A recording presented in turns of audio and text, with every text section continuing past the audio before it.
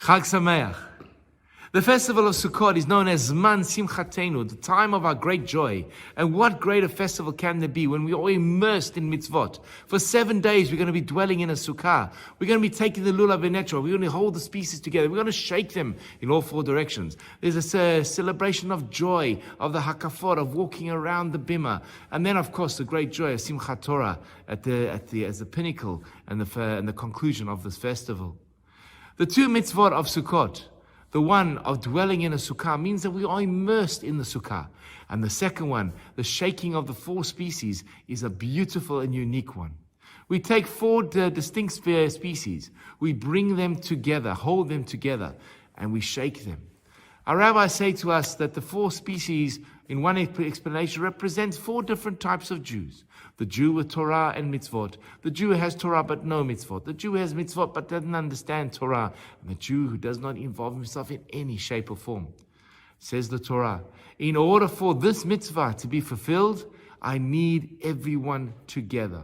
And you might think to yourself, what does this person contribute to my community? Where do we even see them involved? They're like a lowly arava, which doesn't have a smell, doesn't have a taste. Says the Torah, if you're missing the arava, you cannot do this mitzvah. We need to have everyone together. And this is such a powerful and important lesson. Too many times we think to ourselves, that all I have to do is worry about my own. I can live as an etrog. I can live maybe as a lulav or a hadas or an arava. And I have nothing to do with anybody else. Well, that is true. But if you have all 4 species, even if they're lying straight in front of you on the table, right, and you pick one each up and I shake it, and I pick another one, shake it, and I pick another one, shake it, and pick another one, shake it, you have not fulfilled the mitzvah. A mitzvah only works if you can bind them together. Aguda achat. And how difficult is that?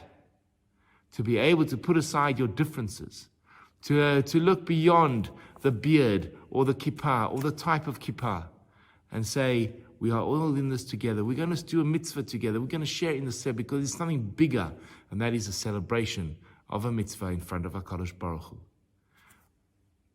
What can I say? If ever there was a lesson in teaching us the mitzvah of simcha, of great joy, is to realize that joy cannot happen by yourself when you're separated. Joy happens when you can immerse, you can include, you can be part of something greater.